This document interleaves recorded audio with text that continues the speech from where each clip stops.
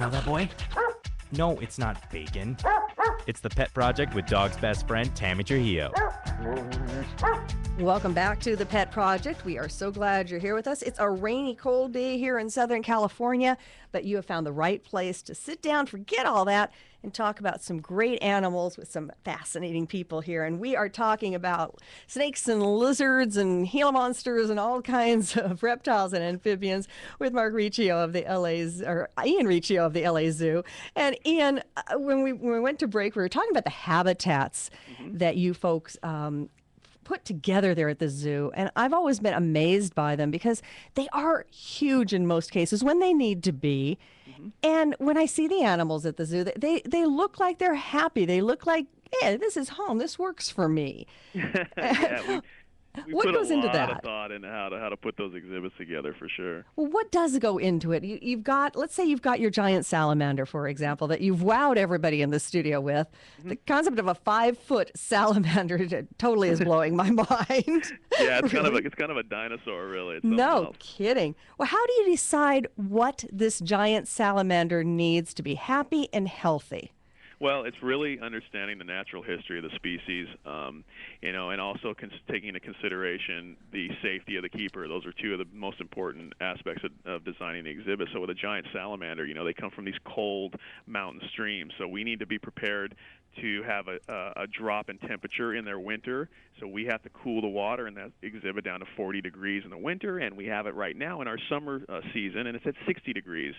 So we have a massive chiller. We have a life support system that has the highest level of water purification you can have in an aquarium. We call it gin clear quality water. So charcoal filtration, we have UV sterilization. A whole lot goes into that water system.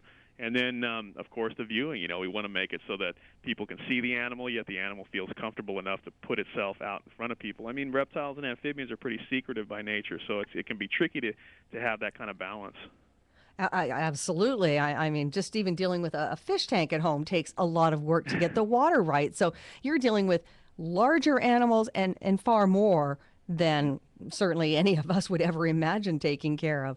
What about taking care of them medically? Because again, I think so many people think reptiles and amphibians just kind of are. They don't get sick, they don't have problems, but they do. Yeah, no, they do, and I mean, we're lucky in that we have a great vet staff here. They're here on staff all the time. So if we have a problem, we can call them. They come down. We can pull animals out. We have ways of. We work with a lot of very dangerous venomous species, such as mambas and bushmasters and several different species of viper, in fact.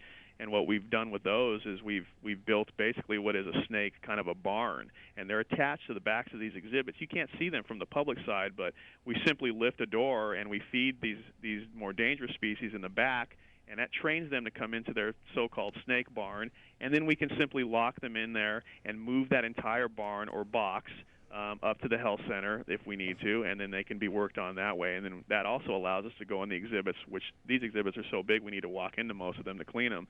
So we can, you can't walk in an exhibit with a mamba, obviously, so we lock them up.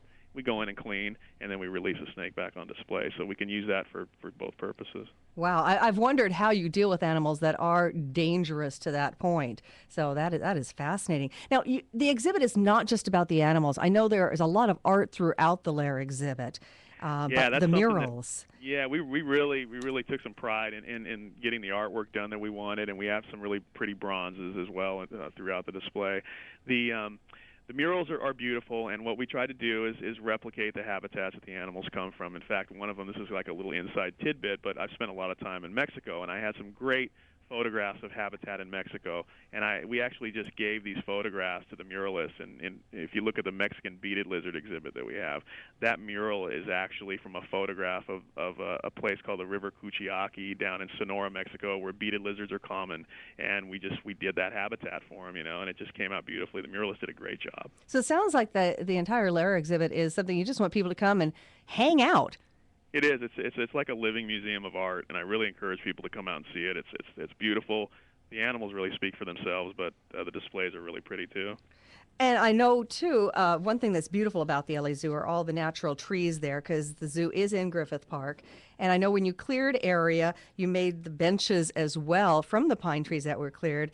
And Ian, you've got to be so proud of how things have gone there with the Lair exhibit opening and all. Oh yeah, the zoo's come so far, and as you kind of mentioned, we are considered a botanical garden as well. Our botanical collection here is fantastic. Throughout the Lair, you'll see all kinds of rare aloes from around the world, and rare cycads, and lots of different cactuses in our desert area. And of course, as you also mentioned, when we cleared some of the old pine trees from the site to build the Lair, we used those pine logs to build benches for people to sit on. It's something we've got to see. Ian, thank you so much for joining us on the Pet Project today. And put the Lair exhibit on your list of things to do here in Southern California, all part of the absolutely gorgeous LA Zoo. Pet Project coming back. Thank you so much, Ian. We appreciate it. We're coming back. We are going to talk about free pets, free best friends here in Southern California today. So don't you go anywhere. You're listening to the Pet Project.